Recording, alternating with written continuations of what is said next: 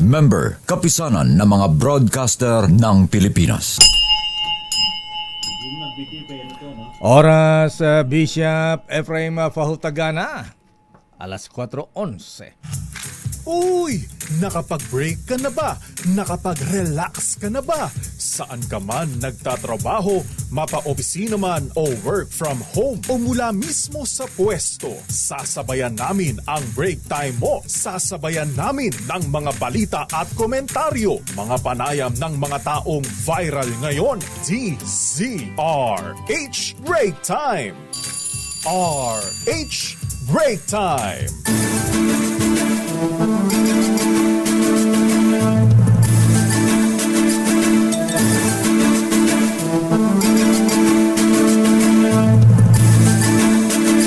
Magandang hapon, Pilipinas. Ako po si Deo Macalma. At sa pangalan po ni Miss Thea Pechocorpuz, ito naman po si Wina Pearl Hesoro. At narito ang headlines ng ating mga balita ngayong araw ng Biyernes. Thank God it's Friday, 17 ng buwan ng Oktubre. Bagyong Ramil, bantay sarado ng Pag-asa. Posibleng 2 beses maglandfall sa Catanduanes at Quezon. Signal number 1. Nakataas na sa Bicol Region. Surigao del Norte at Sur muling nilindol ng magnitude 6 at Fivolks nagbabala ng aftershocks. Bulkang Taal, patuloy din ang pag-aalburuto serya ng volcanic quakes na itala ng Fivolks. Presyo ng petrolyo may asahang rollback sa susunod na linggo. Higit piso sa diesel, 30 centimos naman sa gasolina ayon sa DOE. DPWH appointee ni Secretary Vince Dizon, Undersecretary Arey Perez na umano'y may koneksyon sa kontratista. Pinangalanan ni Congressman Leandro Leviste at ito ay nag-resign. Department of Foreign Affairs binanatan sa hindi pagkansela sa pasaporte ni ex-Congressman Zaldico. Hirit naman na writ of habeas corpus ni contractor Carly Discaya. Ibinasura ng Pasay City Regional Trial Court. Mga pasahero ng NAIA pinakalma ng may nakitang usok sa paliparan. Ito ay crash rescue exercise. 2 Pinay OFW sa Hong Kong na biglang nawala ng mag-hiking. Abay natagpo ang buhay. Nakita sa isang mall. Adjusted mall hours muling ipatutupad simula November 17 para sa holiday season ayon sa MMDA.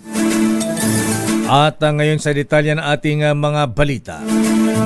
Sa kalagayan ng bagyong Ramil, ayon sa Pag-asa, posibleng maglandfall ang 2 beses ang bagyong Ramil. Ang unang landfall ay maaring mangyari sa probinsya ng Catanduanes bukas Sabado, na posibleng masundan kinabukasan naman araw ng Linggo sa Aurora o kaya ay sa Quezon Province bago lumabas ng bansa.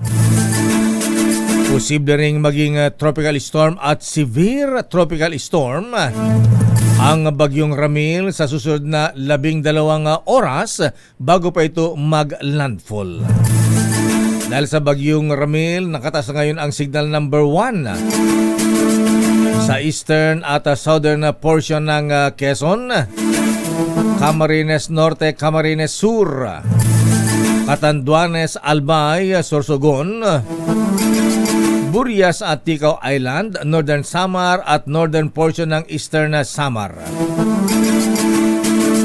Kanina ay namataan ng bagyong Ramil sa layong 760 kilometro sa silangang bahagi ng Virac, Catanduanes.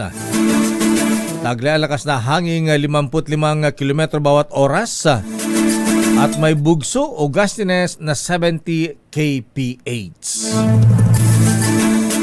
Kaugnay niyan, sinuspende ng Philippine Coast Guard o PCG ang sea travel ngayong umaga sa silangang bahagi ng Quezon Province dulot ng Tropical Cyclone Ramil. Ayon sa PCG, maaaring magdulot ang bagyo ng malalakas na hampas ng alon na delikado para sa mga nagbabalak pumalaot. Dagdag pa ng PCG, ibabalik lamang ang normal na operasyon kapag nasa ayos na ng lagay ang panahon. Nabulabog naman ang mga residente ng General Luna sa Surigao del Sur dahil sa lindol na may magnitude 6. Ayon sa PHIVOLCS, naramdaman ang pagyanig 13 kilometro mula sa nabanggit na bayan alas 7:03 kaninang umaga. At ito ay tectonic origin na may lalim na 28 kilometers. Bukod sa General Luna, naitala rin ang Intensity 5 sa Claver, Pilar, Placer, San Benito at Socorro, gayon din sa Basilisa, Cagañato at San Jose sa Dinagat Islands. Naitala ang Intensity 4 sa Butuan City, Burgos, Del Carmen, San Francisco, Santa Monica, Surigao City at sa bayan ng Taganaan, Surigao del Norte. At naramdaman din ang Intensity 4 sa lamang panig ng Dinagat Islands, Southern Leyte, Surigao del Sur, Agusan del Sur, habang Intensity 3, 2, and 1 sa mga kalapit na mga probinsya. Wala namang naitalang pinsala sa mga paaralan matapos sinigin ng magnitude 6 na lindol ang bayan ng General Luna sa Surigao del Norte kaninang umaga. Ayon sa Department of Education, walang naiulat na nasirang gusali sa mga paaralan sa Visayas at Mindanao matapos ang agarang assessment na isinagawa ng mga regional at division offices ng ahensya. Batay sa ulat ng DepEd, may tinatayang 6,082 na paaralan sa 17 na division ang posibleng nasa panganib batay sa kanilang predictive analysis. Ngunit hanggang sa ngayon ay wala pang kumpirmadong pinsala. Naitala ng PHIVOLCS ang lindol bandang alas 7:03 kaninang umaga na may 12 kilometro mula sa bayan ng General Luna. Bilang pag-iingat, ilang lokal na pamahalaan sa Surigao del Norte at karatig lugar ang nagsuspende muna ng klase habang patuloy na minomonitor ang sitwasyon. Samantala, nadagdagan pa ang bilang ng mga namatay dahil sa malakas na lindol sa Bogo City, Cebu noong September 13 na may magnitude 6.9. Batay sa huling report ng NDRRMC, nadagdagan pa ng 3 ang bilang ng mga namatay habang 559 naman ang mga nasugatan. At aabot naman sa 747,000 individuals o 216,000 families ang mga naapektuhan, kung saan may higit 5,000 katao pa rin ang nananatili sa evacuation centers dahil nasira ang kanilang mga bahay. Ang iba naman ay natatakot pa rin bumalik sa kanilang bahay dahil pa rin sa mga nangyayaring sunod-sunod na mga aftershocks at umabot na sa 12,700 ang naitala ng PHIVOLCS na mga aftershocks. Patuloy ang pag-aalboroto ng Bulkang Taal sa Batangas matapos makapagtala ng sunod-sunod na volcanic earthquakes sa loob ng 12 magkakasunod na araw. Sa pinakahuling bulletin ng PHIVOLCS, 3 volcanic earthquakes ang naitala sa nakalipas na 24 oras kasabay ng tuloy-tuloy na volcanic tremor na nagsimula pa noong Huwebes ng hapon. Batay sa datos ng ahensya, umabot na sa 181 na volcanic earthquakes at 5 tremor epicenters episodes ang naitala simula October 1 hanggang October 17. Mas mababa ito kumpara sa 189 na volcanic earthquakes at 129 tremors noong September. Bagamat nagpapatuloy ang aktibidad ng bulkan, nilinaw ng PHIVOLCS na wala pang dapat ipangamba sa ngayon. Nananatili naman sa Alert Level 1 ang Taal Volcano na ibig sabihin ay patuloy itong nasa abnormal na kondisyon at hindi pa maituturing na ligtas sa posibilidad ng pagputok. Samantala, good news naman sa mga motorista. Ewan ko lang mga kuyang kung matutuwa kayo ay mapipikon. Dahil bagamat merong oil price rollback sa susunod na linggo, ito naman ay katiting. Ayon sa Department of Energy Oil Industry Management Bureau, posibleng bawasan ang presyo ng gasolina ng 30 centavos. Meron naman pa konsuelo. Baka naman daw mabawasan ng 1 peso and 10 centavos sa kada litro ng diesel. Posible namang bumaba din na mahigit 65 centavos ang presyo ng kerosene. Sabi pa ng Department of Energy na nakaapekto ang oversupply ngayon ng oil producing countries. Gayon din ang pistok sa pagitan ng Russia at Ukraine at ang pagtatapos ng giyera ng Israel at Hamas. Samantala, makatutulong sa pagbabalik ng tiwala ng publiko ang pagpayag ni Pangulong Ferdinand Marcos Jr. sa pag-livestream ng pagdinig ng Bicameral Conference Committee para sa panukalang pambansang pondo. Una itong inendorso ni dating House Speaker Martin Romualdez bago pa man magsimula ang pagtalakay ng 20th Congress sa 2026 proposed national budget dahil sa kontrobersya ng umano'y insertions. Sa kanyang pamumuno, ipinatupad din ng buwagin ang small committee, buksan ang budget hearing sa publiko sa pag-livestream at payagan ang mga kinatawan ng civil society organizations na mag-observe. Sa panig naman ng Young Guns, ang reforma ay landmark move para sa transparency and accountability. Ayon kay House Deputy Speaker Paulo Ortega V, ang pag-livestream ng pagdinig ay naghihikayat sa publiko na makiisa at bantayan kung saan ilalaan ang pondo ng taong bayan. Para naman kina House Deputy Speaker Jay Kong-hoon at Congressman Zia Alonto Adjong, ang pagbuo ng Budget Amendment Review Subcommittee at pag-aanyaya sa mga CSOs ay pagtitiyak sa publiko na bawat pisong ilalaan ay magagamit ng tama. Pinangalanan na ni Congressman Leandro Leviste ng Batangas ang isa sa mga tinutukoy niyang miyembro ng team ni Secretary Vince Dizon na may koneksyon sa mga kontraktor. Sa panayam ng 2x2, sinabi ni Congressman Leviste, ang Undersecretary ng DPWH na si Undersecretary Ari Perez na sinasabing ilalagay sana sa bidding department ng Central Office ng DPWH. Bagamat hindi idinitalya ni Leviste kung anong klaseng koneksyon sa kontraktor meron si Perez, ito umano ay nakipag-usap na sa ilang grupo sa labas ng kanilang opisina. Narito si Congressman Leviste. Meron akong information tungkol sa history din ni Yusek Ari Perez na kung malaman ng publiko ay baka sasabihin ng iba na hindi siya tamang humawak ng bidding ng Central Office ng DPWH.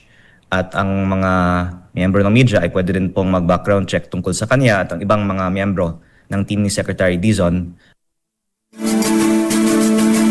Nanawagan ng tunay na transparency mula sa Department of Public Works and Highways si Batangas 1st District Representative Leandro Leviste. Sa panayam ng DZRH News, sinabi ni Leviste na dapat nang isapubliko na Secretary Vince Dizon ang budget ng DPWH sa bawat proyekto sa lahat ng distrito sa buong bansa at kung sino ang mga proponent nito. Anyay noong nakaraang buwan pa nag-commit si Dizon pero hanggang sa kasalukuyan ay hindi aniya nito inilalabas. Dapat din aniyang ibaba ang presyo ng mga proyekto ng DPWH upang maiwasan na ang pagdududa sa mga kickback. Bukod dito, dapat din aniyang i-disclose ni Dizon kung sino ang mga kontraktor na nakausap umano ng kanilang team at kung sino mga kontratista ang kanilang kakilala. Giit pa ni Dizon, hindi dapat isipin ni Dizon o giit pa ni Leviste, hindi dapat isipin ni Dizon na kapag napalitan na ang mga tao sa loob ng DPWH ay mawawala na ang korupsyon. Pakinggan po natin si Leviste. Ang focus ko ay sana reformahin natin ang sistema at wag natin isipin na kung palitan lang natin ang mga tao na gagawa ng bidding ng mga project, wala nang korupsyon. Lalong-lalo po kung tignan natin ang background ng mga tao sa team ni Secretary Dizon na hahawak sa bidding, baka magkakaroon pa rin ng korupsyon pero doon na lang po sa central office. We ask that Secretary Dizon disclose the information that he committed and lower the prices. And if he does that, then we can be confident that there is real change in DPWH. Kailangan natin baguhin ang sistema, hindi lang po ang mga personalidad. Flash Report! Flash Report! Isa na namang lindol mahabigan ang yumanig sa ating bansa at ito ay sa Ilocos Norte. Hala, niyanig ng magnitude na 5.2 na lindol ang Pagudpud, Ilocos Norte. Ayon sa Feebles, nangyari ang pagyanig ngayong alas 4:14 ng hapon at natukoy ang epicenter sa layong 11 kilometers sa hilagang kanluran ng Pagudpud, Ilocos Norte. Tectonic ang pinagmulan ng lindol na may lalim na 10 kilometro. Naitala ang Intensity 3 sa Bacara, Ilocos Norte, Intensity 2 sa Claveria, Cagayan, San Nicolas, Ilocos Norte at Sinait, Ilocos Sur, habang Intensity 1 naman sa Vigan City, Ilocos Sur. Flash Report! Flash Report! Abay itong mga lindol, Miss Wina, ha? Abay mula sa Visayas sa Cebu hanggang Mindanao sa Surigao. Abay panorte naman. Pagudpud, Ilocos Norte. Sana walang tsunami dun. Babalikan natin na lang pang detalye ng ating mga balita. Hirit na writ of habeas sa korpus ni Curly Discaya. Ibinasura ng Pasay City Regional Trial Court. Department of Foreign Affairs binanata naman sa hindi pa pagkakansela sa pasaporte ni dating Congressman Saldi Co. At adjusted mall hours muling ipatutupad simula sa November 17 para naman sa holiday season. Ang detalye ng mabalitang yan sa ating pagbabalik sa ating palatuntunang Break Time. RH Break Time. Oras, Mr. Cesar Lee, Mr. Michael is my guy. Kuyang Larry Francisco, aloha. Alas 4:30. Ang oras na yan ay hatid sa inyo na... Kundi Christmas card. Pero di bale, andito naman ako, di ba? Mas mahal mo ako kaysa sa Christmas card, di ba? Pero meron pa akong isang regalo sa'yo. Ibubulong ko sa'yo. Do you know that I love you very, very much? Said I'll awake on Christmas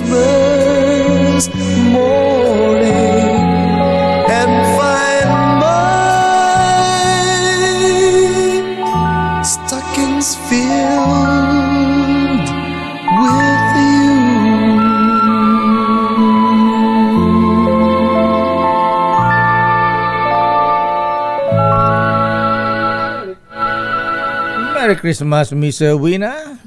Merry Christmas, Lakay. 69 days na lang. Wow, ang bilis ng panahon. RH Break Time! At dahil 69 days na lang ay Pasko na, aba, mamigyan na tayo ng papremyo sa ating Kring Kring Panalo Christmas promo. Ayan, ang bilis naman. Abay, minatawagan na kaagad. Sino ang winner natin? Kung tama ang sagot, si Ginoong Alberto de Ocampo ng Angono, Rizal. Kuya Alberto, magandang hapon po. Magandang hapon na kay Dio and Wina. Wayne. Ayan, kumusta po kayo dyan sa Angono, kuya? Umuulan mo ng basa dyan? Wala pa naman. Walang ulan ng basa dyan. Anyway, umulan man o hindi, ayan, natuloy po ang pamigay namin ng Aguinaldo kung tama ang inyong sagot. Abay, medyo mahirap na ang tanong po namin na Kuya Alberto, ha? Ang tanong ko po ay, anong himpilan ang kaunawanan sa Pilipinas at number 1 sa buong bansa? DCRH. Galing mo talaga, kuya. Congratulations, Kuya Alberto de Ocampo. Nanalo ka ng limpak-limpak na 500. At balikan natin ang mga balita at mga reports. DPWH Undersecretary Aray Perez Umaruy. Kaya siya nag-resign na kaagad. Nag-resign kaagad sa tungkulin matapos pangalanan ni Congressman Levista na may connection daw siya sa mga kontraktor at nakipag-meeting sa labas ng kanilang opisina. Alamin natin ang detalye mula kay RS number 29, Boy Gonzales. Boy G, please come in. Wala pa si Boy. Samantala, binanata naman ni Nabotas Congressman Toby Chanco ang Department of Foreign Affairs dahil hanggang sa ngayon ay hindi pa kinakansel ang pasaporte ni dating Ako Bicol Representative Saldi Co. Sa press conference sa Independent Commission for Infrastructure ICI sa Taguig, nagpahayag ng pagtataka si Congressman Chanco kung bakit tila ang DFA at iba pang taga-gobyerno ang nag-aabogado sa nag-resign na congressman ng Bicol. Sinabi niya na may kapangyarihan ang DFA na magkansela ng pasaporte at hindi naman kailangan na ng court order. Maaari manong may magsamantala sa mamalawakang protesta para sa destabilisasyon ng gobyerno na isaan niyang national security issue. Narito si Congressman Toby Chanco. Galit na galit yung tao. Siguro naman pag-agree tayo na galit ng tao. May mga mass movements. Itong mass movements na to, pwedeng samantalahin ng masamang elemento para ma-destabilize yung gobyerno. Hindi pa ba national security issue yan? Hindi pa ba yung pasok doon? So sa DFA, hindi pa ba pasok yan? So ba't hindi nyo kanselahin? Tapos bahala na yung abogado niya mag-question. Dapat sagutin ng DFA eh. O ngayon, pag hindi na-cancel yan at hindi na pauwi at nakakuha ng passport sa ibang bansa na walang extradition, willing ba sila managot? Balikan natin, Lakay, ang ating reports dahil si DPWH Undersecretary Aray Perez nag-resign na sa pwesto matapos pangalanan na may connection sa kontraktor. Ang buong detalye sa report ni RH29 Boy Gonzales. Boy? Ito si DPWH Undersecretary Aray Perez matapos sa pangalanan ni Batangas sa First District Representative Leandro Labiste bilang umano'y opisyal ng kagawaran na may koneksyon sa mga kontraktor. Una nang binanggit ni Labiste sa isang pagdinig na may nalalaman siyang Undersecretary ng DPWH sa sangkot umano sa mga irregularidad. Kalaunan, kinumpirma niya nga tinutukoy niya ay si Yusek Perez. Sa isang sinabi ni DPWH Secretary Vinstizo na tinanggap niya ang irrevocable resignation ni Perez.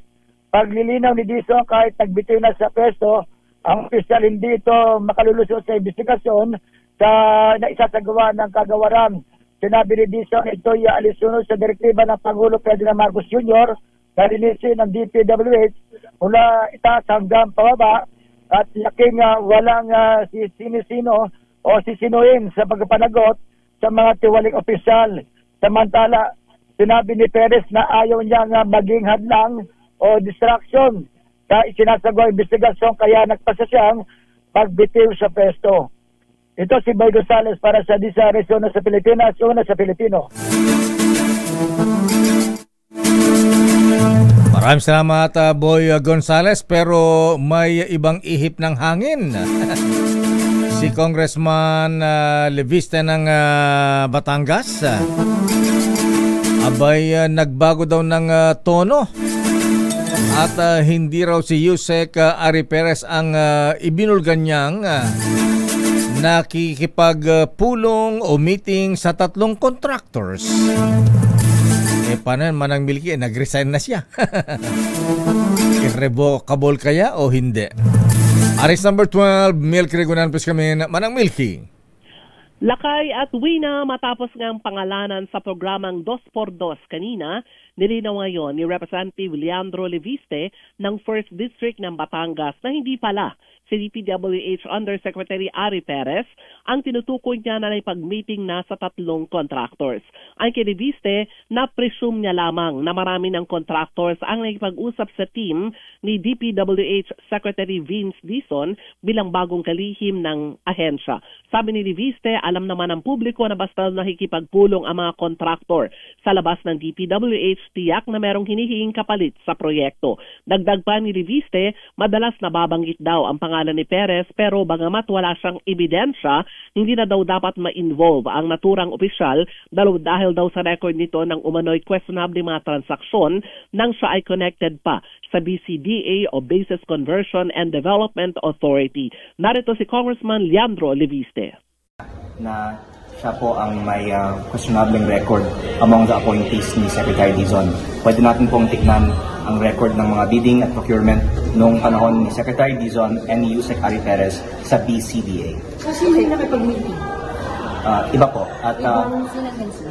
Ibang official din? Ang sinabi ko rin kanina ay maaari natin sabihin halos lahat ng mga appointees sa DPWH ay nilalapitan ng mga contractors. Baka yung iba hindi pumapayag na kita, pero maaari natin sabihin na halos lahat ay nilalapitan. So hindi yung sa meeting lang po? Yung nakapag-meeting ka ng contractors? Iba po. So meron po, okay. Hindi ni Leviste na ang natatanggap niya mga negatibong impormasyon sa team ni Secretary Dizon ay base lamang daw sa mga kwento sa kanya.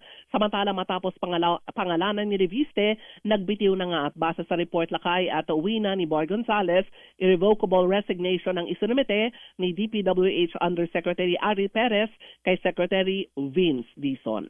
Ako si Milky Regunan nagulat para sa DCRH, Una sa Pilipinas, Una sa Pilipino. Pero matunog talaga ang pangalan ni Yusek Ari Perez noong pa sa BCDA. Tumungo naman tayo lakay sa Malacanang dahil si Pangulong Ferdinand Marcos Jr. kontento sa pagtugon ng iba't ibang ahensya sa pangangailangan ng mga biktima ng lindol sa Cebu. Ang buong detalye sa report ni RH14 Leth Narciso. Miss Leth?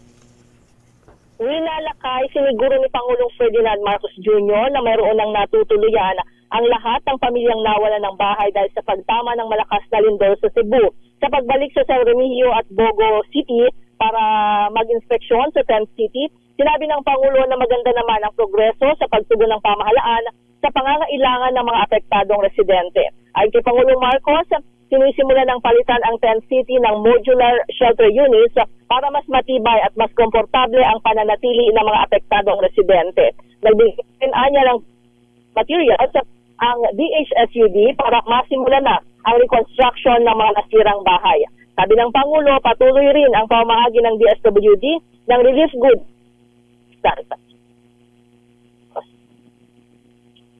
Nyari Let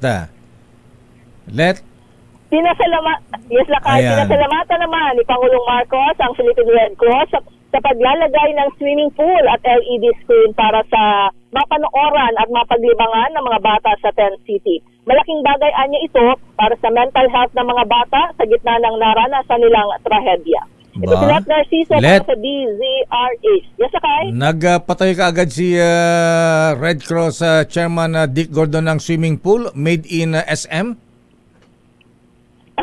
Hindi Lakay. Ano mga... Simple swimming pool lang. Ganun ba? Oo. Yung bang nabibili sa SM yung pinatay yung swimming pool ni Dick Gordon? Parang ganun Lakay. Maganda yan para sa mga bata din, para di sila nabuburyong sa evacuation centers.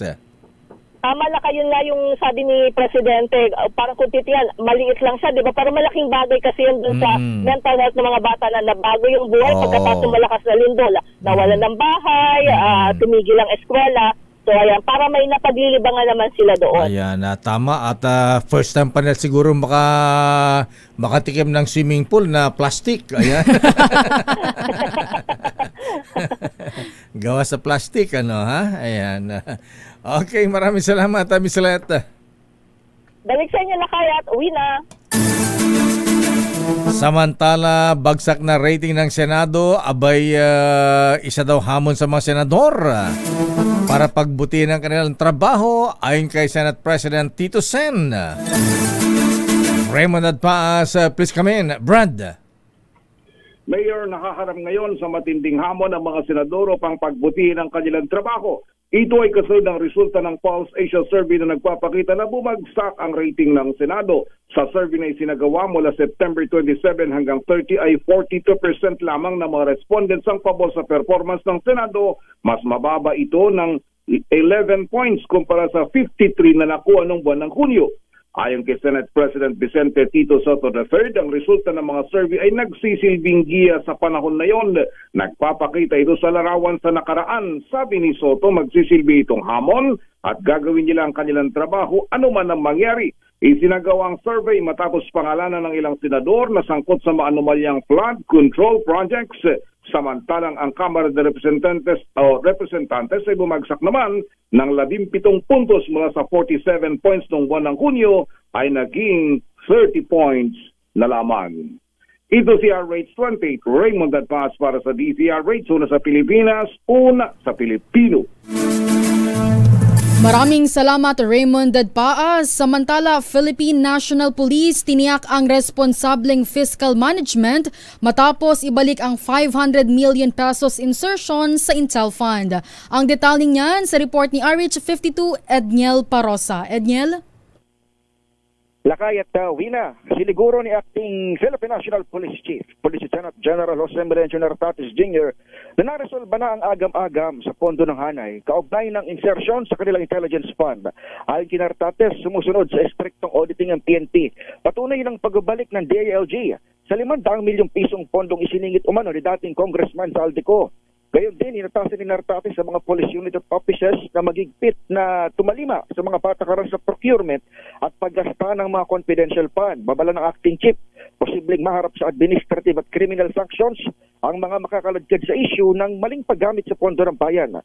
Nabunyag ang insertion ni Saldico sa PNP Intel Fund sa kasagsagan ng Senate deliberation sa budget ng DILG. Mismo ang Secretary John D. Cremullo nag-ulat na kanilang isinauli ang sobra sa 1.3 billion pesos na pondong 800 million lamang dapat batay sa original na rekomendasyon ng Executive Department. Ito si Edniel Parosa, nag-uulat para sa DZRH. Una sa Pilipinas, una sa Pilipino. Maraming salamat Edniel. Samantala, 2 Japanese nationals na may kaso sa Japan at naaresto sa bansa ipinadeport na ng Bureau of Immigration. Noche kakas sa detalye. Noche. Lakay, Wina, ipinatapon ng Bureau of Immigration ang 2 Japanese national na naunang naaresto dahil sa pagiging pugante sa kanilang bansa. Kinilala ang 2 deporte na sina Yoshino Takuya at Kunyo Aihara na pinusasan sa magkahiwalay na operasyon ng Bureau of Immigration of Fugitive Search Unit Toshino noong Abril 22 sa Las Piñas City matapos ay iulat ng Japan government na member ito ng kilalang Luffy gang na inakusahan ng pagnanakaw ng ATM card na ang target ay mga matatanda. Si Aihara naman ay inaresto noong Hunyo 3 sa pinaghahanap ng Tokyo, Japan dahil rin sa pagnanakaw ng 700,000 yen at pananakit sa biktima. 3 dekada ang nakalilipas. Sakay ng Japan Airlines sa flight patungong Japan ang 2 dayuhan na kabilang na sa blacklist ng BI at wala ng pag-asang makatungtong sa Pilipinas. RH27, Chirakas DZRH, una sa Pilipinas, una sa Pilipino. Maraming salamat, Noche Kakas. Samantala sa iba pang mga balita, muling magpapatupad ng adjusted mall hours ang Metropolitan Manila Development Authority MMDA para naman sa Christmas season. Inanunsyo ni MMDA Chairman Don Artes na ipatutupad ito sa November 17 hanggang December 25. At kabilang sa napagkasunduan ng MMDA at mga mall operators ay ang ipako. Ano yung papako? ay gagawing alas 11 ng umaga ang operasyon ng mall hanggang alas 11 ng gabi. 11 a.m. hanggang 11 p.m. Pero exempted dito ang mga kainan at groceries na nasa loob ng mga mall na maaring magbukas ng mas maaga. Papayagan na lang din ang malalaking sale sa mga mall tuwing weekend para makatulong na maibsan ang daloy ng trapiko.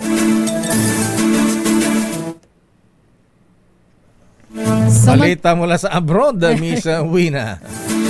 Sa ating Break Time Global, Israel at Hamas muli na namang nagkaroon ng hidwaan patungkol umano sa hindi pagsunod sa peace agreement. Ang detalye sa report ni James Galange. James? Wala pa man ding isang linggo sa pinapatupad na peace agreement sa pagitan ng Israel at Hamas, isa na namang hidwaan na namagitan sa dalawa, kung saan isinisisi ng Israel sa Hamas ang paglabag sa mga napagkasundoang truce na dapat ay ibabalik na ng mga militante ang 19 deceased hostage na hindi nasunod sa itinakdang oras. Pero giit naman ng Hamas, kakailanganin pa ng panahon bago maibalik ang mga bangkay. Gayong karamihan dito ay natabunan na matapos raw umano ng mga pagsabog na isinagawa ng Israel. Samantala, dahil dito pansamantala munang ipinatigil ng Israel ang pagbubukas ng ilang mga border mula sa Egypt upang hindi makapasok at makalabas ang ilang Palestinians. Habang nagbanta naman si US President Donald Trump ng pag-atake laban sa Hamas, ngunit iginitang hindi makikialam ang mga puwersang militar ng Estados Unidos. Ito si James Galange ng DZRH TV, una sa Pilipinas, una sa Pilipino. Maraming salamat James Galange at natagpuan na. Abay, nasa mall pala, shopping mall sa Hong Kong ang 2 Pinay OFWs na naunang inireport na nawawala. Batay sa report ng Hong Kong Police, natagpuan ang 2 Pinay na sina Aimee Pabwaya at Aleli Tibay sa isang mall sa Shatin kagabi. Wala namang nakita injuries at hindi rin nakakita ng anumang kahinahinala ang mga otoridad. October High Congressman Ege Erice, ayan.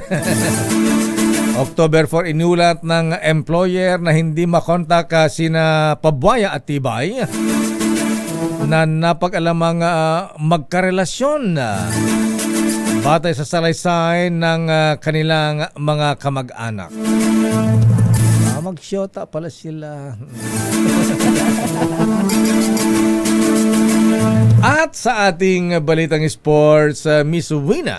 Sa ating Breaktime Sports, bagong outside hitter ng Signal Super Spikers, ipinakilala na. Ang detalye sa report ni Millie Borja. Millie? Pinatatag ng Signal Super Spikers ang kanilang pwersa para sa 2025 Spikers Turf Season sa pamamagitan ng pagpirma sa film opposite hitter na si Jared Chinaki. Sa isang eksklusibong panayam sa DZRH TV Matchpoint, sinabi ni Jared na para itong nakahanap ng pamilya sa kanyang bagong team. It's been great. It's like a second family right now. I mean, it's really the only family I have out here, and it's great to be close to the guys. it's a little hard. I'm trying to learn Tagalog a little bit, but it's honestly really great. The fans are great here, and I just love Signal. Pagdating sa adjustment, inamin ng bagong outside hitter na hindi sa loob ng court ang kanyang matinding challenge, kundi ang pagtatagalog. The language is a little tough. I mean, some of the guys speak English. Coach Deck speaks English, which helps me a lot. But adjusting was a little hard at first, but I feel like I'm fitting in, and it's pretty good now. Sa kanyang college career, nagtala si Shanaki ng career highs na 20 kills, 17 digs, 4 na blocks, at 4 na aces sa isang laro, habang nasa ika-6 na pwesto sa service aces per set at ika-7 naman sa digs per set. Kilala sa kanyang versatility at energy sa laro, inaasahang magdadala si Shanaki ng lakas, stability, at bagong dimensyon sa tactics ng Signal sa pangunguna ni Coach Dexter Clamor. Sasama si Shanaki sa malalakas na lineup ng Signal na kinabibilangan ni na Steven Rutter, Wendell Miguel at Joshua Omandal sa opensiba, kasama si team captain JP Bugawan sa middle, si Joshua Retamar sa playmaking at si Vince Lorenzo sa depensa. Ang pagpasok ng Phil Spiker ay inaasahang magbibigay ng dagdag na lakas at lalim sa rotation ng Signal habang itinutulak ang koponan na makapanatili sa titulo. At sa kung saan ito excited sa paglalaro para sa Super Spikers. Seeing all the fans and just seeing how we do during this upcoming conference and be ready for another championship.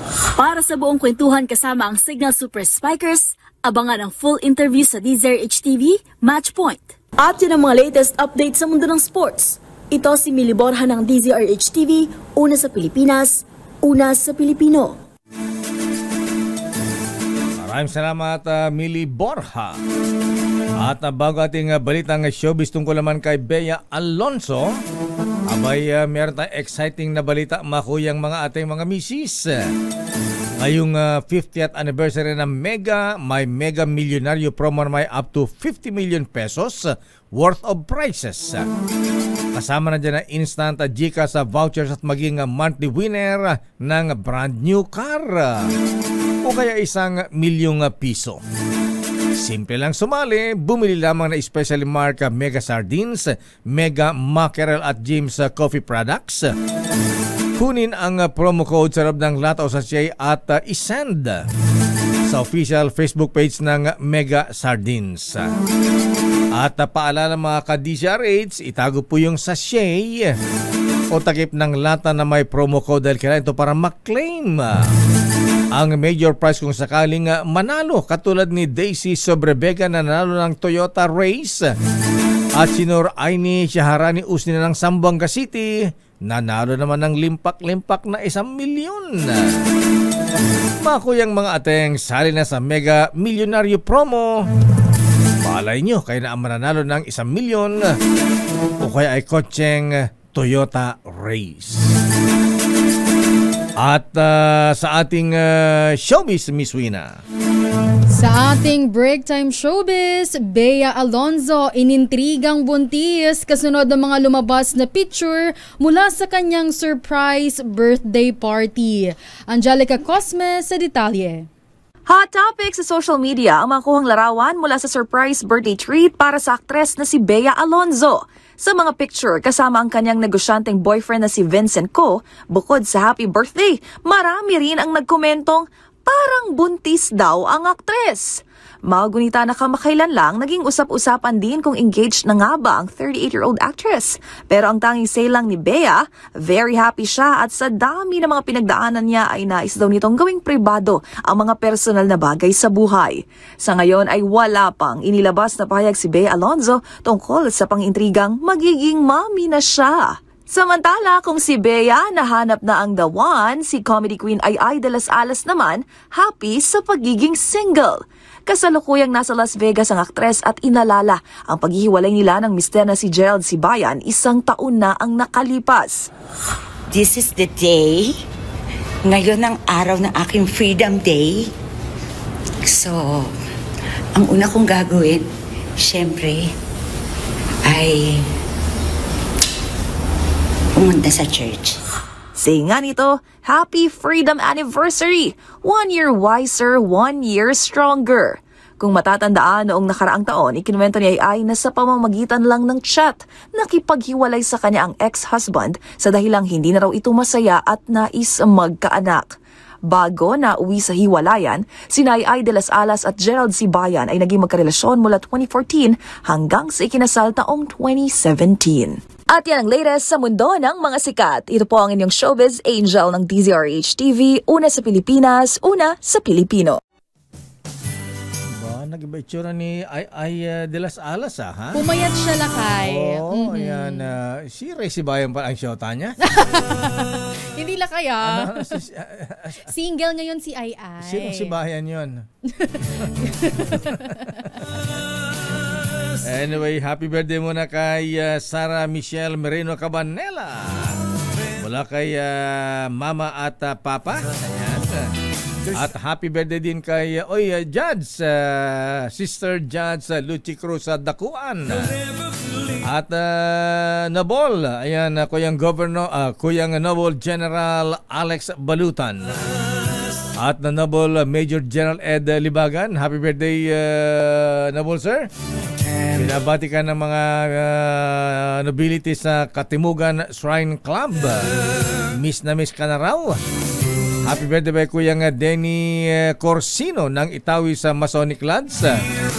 Kay Kuyang Fidel Padalian Jr. at Nicky de Guzman. At siyempre, batiin din natin yung mga taga-kabila. Ayan. Ba't ayaw bang batiin doon sa GMA DCWB? Ba't dito nagpapabati ito, ha? Papainom ba ito ng Emperador? Happy birthday pa rin Orly Trinidad ng DCWB. At happy wedding anniversary kay Grace at Eric Apolonio ng Kaap. Binabati ni Captain Benji Escobar at ni Director General Raul Del Rosario. At congratulations kay Dr. Michi Patricia De Leon, anak ni Justice Max De Leon ng Court of Appeals, sa pagpasa sa Physician Licensure Exam. Congratulations. At ayon sa ating business correspondent Mr. Michael Ismaygay, abay nagsara ang palitan ng dollar, Miss Wina. Magkano ngayon, Lakay? Aba, yung dollar mo, Miss Wina, ang palitan ngayon ay 58 pesos and 16 centavos per dollar. At yan ang kabuuan nating palatuntunan ng break time. Ako po si Deo Macalma. At sa pangalan pa rin po ni Miss Thea Petro Corpuz, ito naman po si Wina Pearl Hesoro. Susunod na, balansyadong balita, Henry Ure at Miss Kay, Karen Oyong. Ingat-ingat, happy weekend, thank God it's a Friday.